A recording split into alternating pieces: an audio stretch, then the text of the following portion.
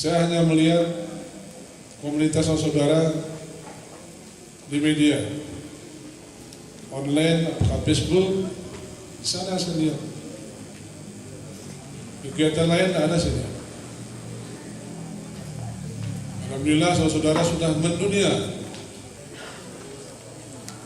Itu kami harap sebelum Kota Palu masukkan proposal, jadikan agenda tahunan. Apalagi sudah internasional katanya.